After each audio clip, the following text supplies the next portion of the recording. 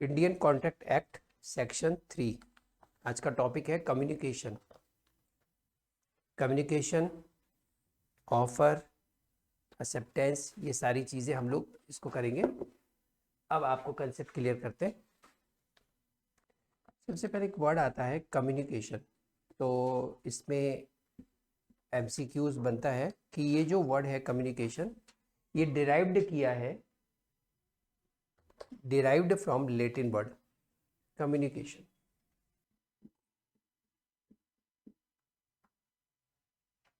Communication is derived from Latin word. ये चीज आपकी एक एमसीक्यूज में पूछी जा सकती है, एमसीक्यूज में पूछा जा सकता है। एक तो आपको ये याद रखना है। एक एमसीक्यूज में ये आ जाता है कि which section is relates with communication of proposal, acceptance and revocation of proposal and acceptance. तब यहाँ पे हम बात करते हैं सेक्शन 3 की। तब ये 3 सेक्शन और 4 दोनों इससे रिलेट करते हैं। 3 कह रहा है प्रस्थापनाओं की संसूचना। प्रस्थापना मैंने कल बताया था, प्रस्थापना को हम प्रस्ताव की ही बात करता है ये। तो आप लोगों को हिंदी मीडियम में जो स्टूडेंट्स हैं वो प्रस्थापना लिखें तो ज़्यादा अच्छा रहेगा। प्रस्थापनाओं की संसूचना, किसकी संसूचना? प्रस्थापना की। प्रस्थापना मतलब प्रस्ताव, प्रस्ताव की संसूचना। प्रतिग्रहण, प्रतिग्रहण का मतलब हो गया स्वीकृति। किसकी? प्रस्ताव की। जो ए ने बी को प्रस्ताव किया है, बी के द्वारा उस प्रस्ताव को स्वीकार करना, बी के द्वारा उस ऑफर को, उस प्रपोजल को एक्सेप्ट करना। और प्रतिसहरण, प्रतिसहरण का मतलब होता है रिवोकेशन। प्रतिसहरण, जिसे दूसरा शब्द बोला जाता है खंडन करना, प्रस्ताव का खंडन, स्वीकृति का खंडन, लेकिन हिंदी वर्ड हुआ प्रतिसहरण। Communication, acceptance and revocation of proposal, इस टॉपिक को हम लोग देखेंगे। और चौथा बताता है कि संसूचना कब संपूर्ण हो जाती है। संसूचना कब संपूर्ण हो जाती है? When the communication complete. ये जो सेक्शन 4 है इस पे मेंस का क्वेश्चन बनता है। सेक्शन 4 मेंस के लिए है। मेंस में सेक्शन 4 पर आता है कि कम्युनिकेशन जो है वो कब पूरा हो जाता है। किस बात का कम्युनिकेशन? प्रस्ताव का, एक्सेप्टेंस का, प्रतिसहरण खंडन का। किस बात की संसूचना पूरी हो जाती है? उसके प्रपोजल की, उसके एक्सेप्टेंस की और उसके रिवोकेशन की, इन तीनों की। तो कब माना जाता है कि प्रस्ताव संपूर्ण हो गया है? ये 4 में बता रखा है। कब ये माना जाएगा कि स्वीकृति पूरी हो गई है? ये 4 में बताया हुआ है। कब माना जाएगा कि खंडन हो गया है कंप्लीट? ये 4 में बताया है। 3 और 4 में फर्क यही है। 3 केवल ये बताता है कि कम्युनिकेशन, एक्सेप्टेंस और कम्युनिकेशन, एक्सेप्टेंस, रिवोकेशन, यानी कि द कम्युनिकेशन ऑफ प्रपोजल लिखा हुआ है, the communication of proposal comma, the acceptance of proposal comma and the revocation of proposal and acceptances. तो यहां ये वर्ड क्या बता रहा है कि रिवोकेशन की जो ये बात कर रहा है वो दोनों की कर रहा है, प्रपोजल की भी कर रहा है और एक्सेप्टेंस की भी कर रहा है। 3 respectively are deemed to be made by any act or omission of the party proposing, accepting, revoking, by which he intends to communicate such proposal, acceptance or revocation, or which has the effect of communicating it. प्रस्थापनाओं की संसूचना, प्रस्थापनाओं का प्रतिग्रहण और प्रस्थापनाओं तथा प्रतिग्रहणों का प्रतिसहरण क्रमशः प्रस्थापना करने वाले, प्रतिग्रहण करने वाले या प्रतिसहरण करने वाले पक्षकार के किसी ऐसे कार्य या लोप से हुआ समझा जाता है जिसके द्वारा वह ऐसी प्रतिस्थापना, प्रतिग्रहण या प्रतिसहरण की संसूचित करने का आशय रखता हो या जो उसे संसूचित करने का प्रयास रखता हो। यहाँ इसको अगर हम लोग सेक्शन 3 का एक निचोड़ निकालें, कंक्लूजन निकालें, तो वो यही कहेगा कि कोई भी व्यक्ति जब प्रपोजल करता है तो बाय एक्ट किस तरीके से करता है? तो वो बोल करके कर सकता है, लिख करके कर सकता है। तभी तो बात आती है एक्सप्रेस, इंप्लाइड। एक्सप्रेस का मतलब हुआ स्पष्ट रूप से और इंप्लाइड को हिंदी में बोलेंगे गर्भित रूप से। एक्सप्रेस जैसे कि अगर मैं ये बोलूँ कि मैं ये बॉक्स बेचना चाहता हूँ 50 रुपए में, क्या आप लेंगी? ये तो मैंने बोल के कर दिया। ये मैंने लिख करके आपको लिखा, पोस्ट किया, ये बाय रिटर्न हो गया। अब जैसे बस स्टैंड पे बस खड़ी है भरतपुर की, अब आप गए, आपने देखा जयपुर से भरतपुर, आप उसमें जाके बैठ गए, ना तो उसने ऑफर किया ना आपने एक्सेप्टेंस किया, ये फिर भी कहलाता है बस वहां खड़ी है, मतलब आइए जाइए। आप अंदर गए, जाके बैठे, आपने कहा भाई मुझे वहां जाना है, उसने कहा इतने रुपए की टिकट है, तो आपके बीच में ये कॉन्टेक्ट हो गया, ये कहलाता है इम्प्लाइड। अब चौथा बताता है कि कम्युनिकेशन कब कंप्लीट होता है। अब इसी चीज कंसेप्ट को हम लोग, अब यहाँ ये व्यक्ति है एक पर्सन, इसका नाम है ए, और इसने यहां लिखा कि I want to sell my car for ₹10,000, would you like to purchase it. किसको भेजा इसने? बी को भेजा। और ये इसके पास है यहां पे लेटर बॉक्स, इसने ये प्रपोजल लिखा, लिखने के बाद इसे यहां पोस्ट किया। अब बात आती है, क्या ये क्या चीज है? ये है आपका प्रपोजल। कौन कर रहा है? ए। किसको कर रहा है? अनदर पर्सन, क्योंकि प्रपोजल की डेफिनेशन कहां दे रखी है? 2 के ए में। किसको कर रहा है? Another person. अब अनदर पर्सन को बना लेते, अनदर पर्सन भी है हमारे पास, ये रहा अनदर पर्सन, ये अनदर पर्सन ये रहे। अब इन्होंने इसको प्रपोजल लिया, लिखा, डाला, और अब ये यहां से जा रहा है।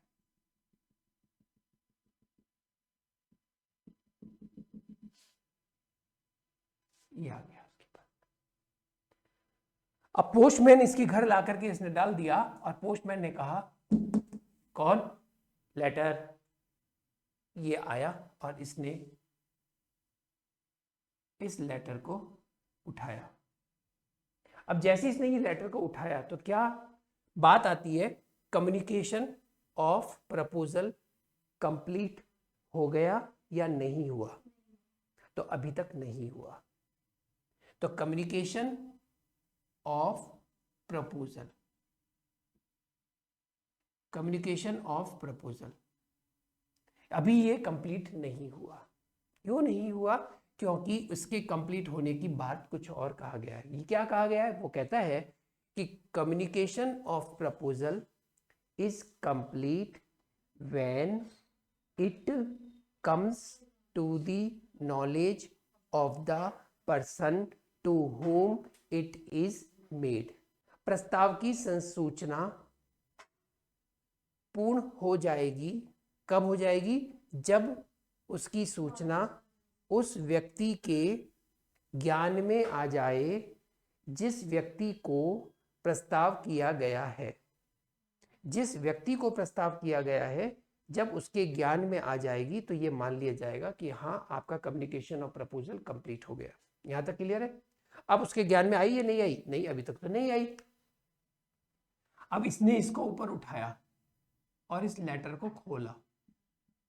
खोलने के बाद इसने इसको देखा, ऐसे करके देखा। अब देखते ही आंखों के रास्ते उसके दिमाग में जाएगा कि अच्छा ये लिखा है, अरे ये तो ए का लेटर है। क्या लिखा है इसमें?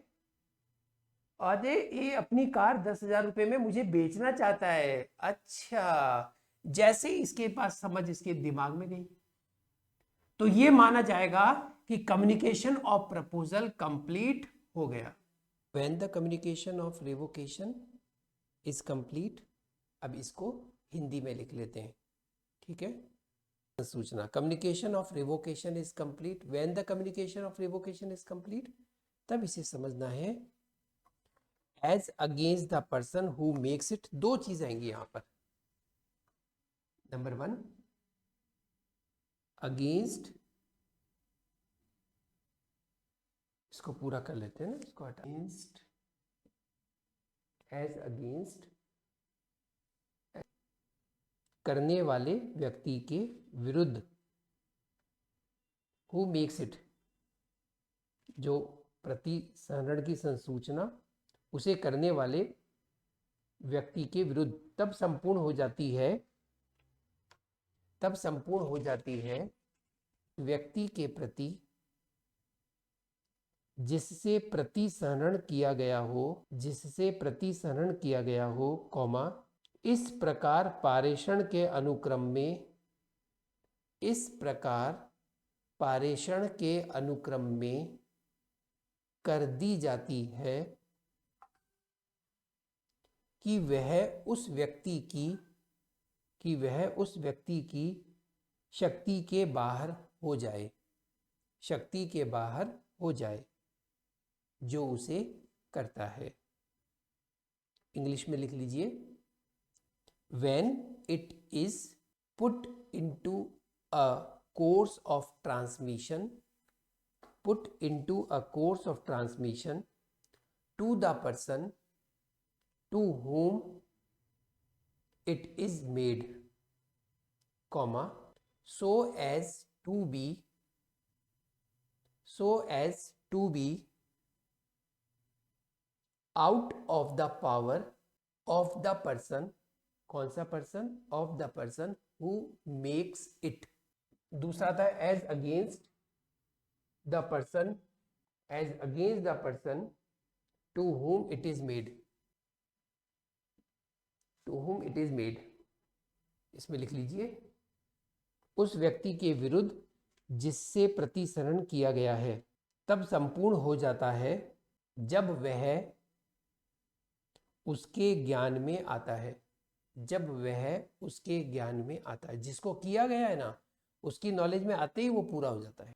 As against the person to whom it is made when it comes to his knowledge, when it comes to his knowledge। अब बात आती है कि ये रिवोकेशन ऑफ प्रपोजल और एक्सेप्टेंस कब कर देने चाहिए आपको। इसके लिए सेक्शन 5 कहता है, लिखिए section 5, revocation of proposal and acceptance, revocation of proposal and acceptance. Section 5 कहता है ये बात। 4 के अंदर तो ये बताया कि कब पूरा हो जाता है, when it complete the communication of proposal, acceptance, revocation, लेकिन कब कर देना है ये आपको बताएगा section 5, revocation of proposal and acceptance. Section 5, revocation of proposal and revocation of proposal and acceptance, and acceptance Hindi में लिख लो, प्रस्थापनाओं और प्रतिग्रहणों का प्रतिसहरण, प्रस्थापनाओं और प्रतिग्रहणों का प्रतिसहरण। अब जब प्रपोजल की बात आती है कि प्रपोजल को आप रिवोक कब कर सकते हैं, एक तो हमें ये समझना है, एक हमें ये देखना है कि एक्सेप्टेंस को रिवोक कब कर सकते हैं, एक्सेप्टेंस को रिवोक कब कर सकते हैं।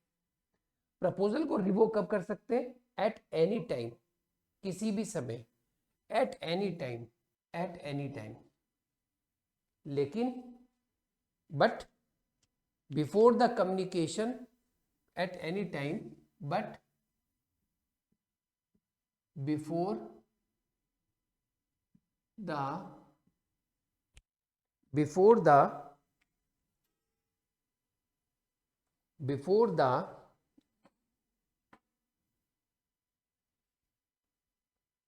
before the communication of its acceptance, before the communication of its acceptance, before the communication of its acceptance is complete against the proposer।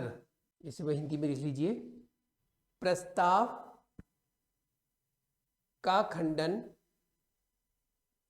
किसी भी समय किया जा सकता है, किंतु स्वीकृति की संसूचना प्रस्तावक के विरुद्ध पूर्ण हो जाने से पहले, स्वीकृति की संसूचना प्रस्तावक के विरुद्ध पूर्ण हो जाने से पहले।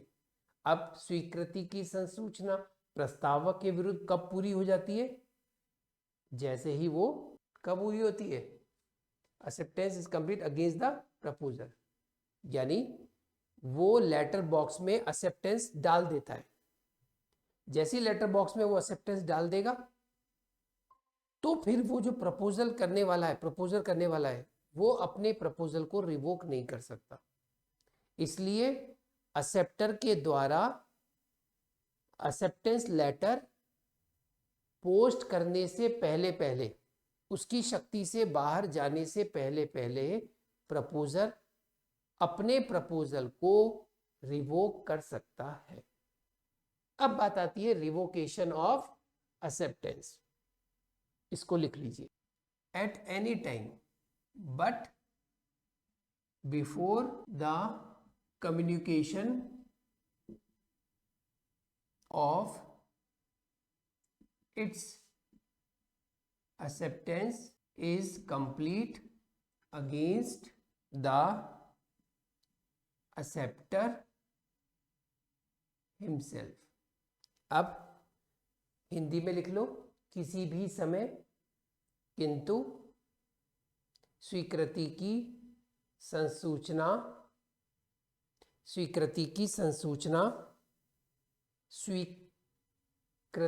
संसूचना स्वीकारकर्ता स्वयं के विरुद्ध पूर्ण हो जाने से पूर्व या पहले। अब स्वीकृति की संसूचना स्वीकारकर्ता के विरुद्ध संपूर्ण कब हो जाती है? जब प्रस्ताव करने वाले के प्रस्तावक के ज्ञान में आ जाए। तो अगर आप अपने स्वीकृति को खंडित करना चाहते हैं, प्रतिसहरण करना चाहते हैं, तो आपको उसकी सूचना उसके ज्ञान में आने से पहले आपका ये ज्ञान में आ जाना चाहिए जो आपने रिवोक किया है। यहां पे ये आपका सेक्शन 5। सेक्शन 6 बताता है कि रिवोकेशन हाउ मेड, कि रिवोकेशन कैसे बनाया जाता है। रिवोकेशन हाउ मेड, प्रतिसरण कैसे किया जाता है। ये आपका मेंस का क्वेश्चन भी बनता है 3 नंबर का। सेक्शन 6 मेंस का क्वेश्चन बन सकता है। रिवोकेशन हाउ मेड, प्रतिसरण कैसे किया जाता है। प्रस्तावना का प्रतिसरण हो जाता है। कैसे होता है? A proposal is revoked. तब यहां पे लिखा हुआ है सबसे पहले, by the communication of notice of revocation by the proposer to the other party. प्रस्तावक द्वारा दूसरे पक्षकार को प्रतिसरण की सूचना के संसूचित किए जाने से। जैसे ही प्रपोजर प्रतिसरण की संसूचना उसको कर देगा, जैसे ही उसको नोटिस हो जाएगा, तो ये माना जाएगा कि रिवोकेशन आपका कंप्लीट हो गया। By the communication of notice of revocation, किसके द्वारा? By the proposer. किसको? To the other party. A ने नोटिस भेज दिया कि मैं अपने प्रपोजल को रिवोक करता हूं। जैसे उसको पहुंच जाएगा, खत्म। By the lapse of the time prescribed in such proposal. मान लीजिए प्रपोजल करने वाले ने ये कहा कि मैं अपनी कार 10,000 में बेचना चाहता हूं, क्या तुम लोगे? 3 दिन के अंदर जवाब दो। और 3 दिन में जवाब नहीं आया तो ये मान लिया जाएगा कि हाँ, प्रपोजल रिवोक हो गया। By the failure of the acceptor to fulfil a condition precedent to acceptance. एक वर्ड है इसके अंदर ना, कंडीशन प्रीसीडेंट। कंडीशन प्रीसीडेंट का मतलब होता है पूर्व, पहले। यानी प्रस्ताव करने वाले ने, प्रपोजल देने वाले ने अगर कोई कंडीशन पहले लगा दी है, कि भाई आपको पहले ये कंडीशन पूरी करें, जैसे आप आधा पेमेंट मुझे पहले कर दें, तो वो कंडीशन आपको पूरी करनी पड़ेगी, तभी वो कॉन्ट्रैक्ट पूरा होगा। और अगर उसके प्रस्ताव को, उसके ऑफर को, उसके प्रपोजल को एक्सेप्ट करने वाला अगर वो फेल हो जाता है, वो उसकी कंडीशन को पूरी नहीं कर पाता, तो फिर यहां पे प्रपोजल रिवोक हो गया।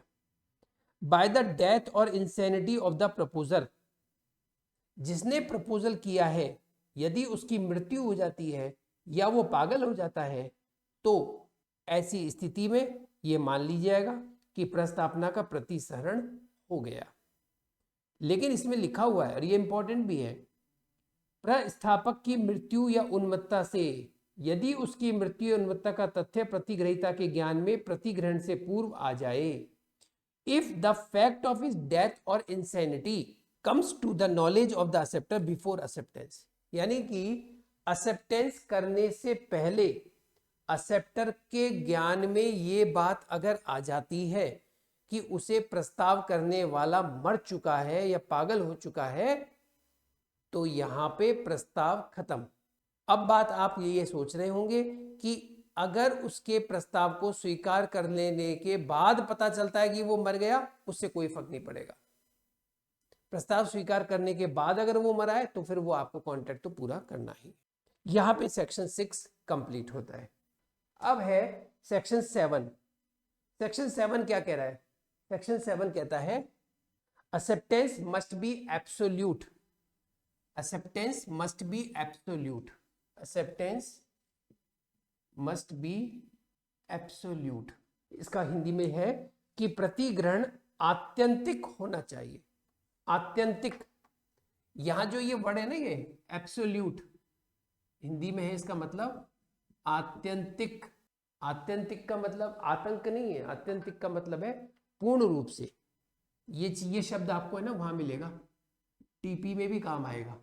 टीपी के अंदर भी एब्सोल्यूट वर्ड आता है। तो इसने कहा कि एक्सेप्टेंस मस्ट बी एब्सोल्यूट, पूरी तरह से, पूरी रूप से, पूर्ण रूप से।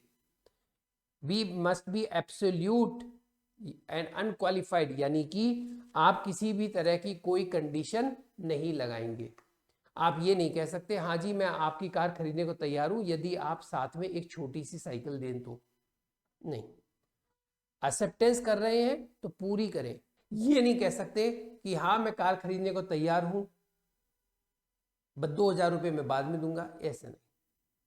Section 8, acceptance by performing condition और receiving consideration. Section 8, acceptance by performing conditions, by performing conditions, by performing conditions, by performing conditions और receiving consideration, और receiving consideration, और receiving consideration हिंदी में है शर्तों के पालन या प्रतिफल की प्राप्ति द्वारा प्रतिग्रहण।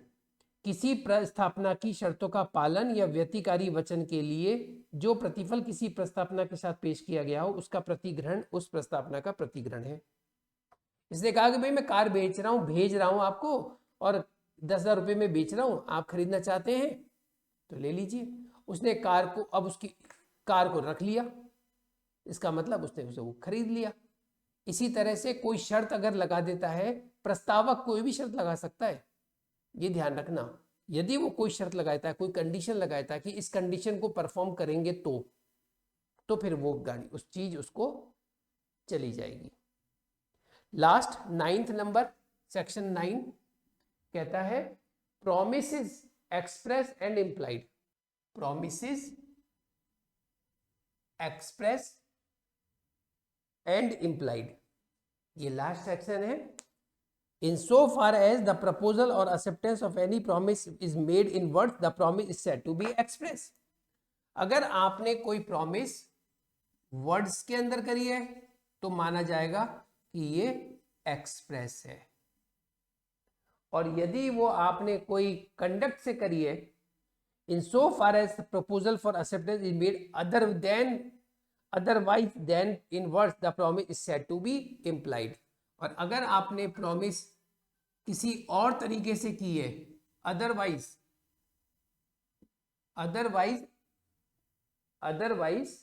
देन इन वर्ड्स, तो वो इम्प्लाइड कहलाएगा। ये एग्जांपल मैंने आपको दिया था, ठीक है। ये एक्सप्रेस है और वो इम्प्लाइड है।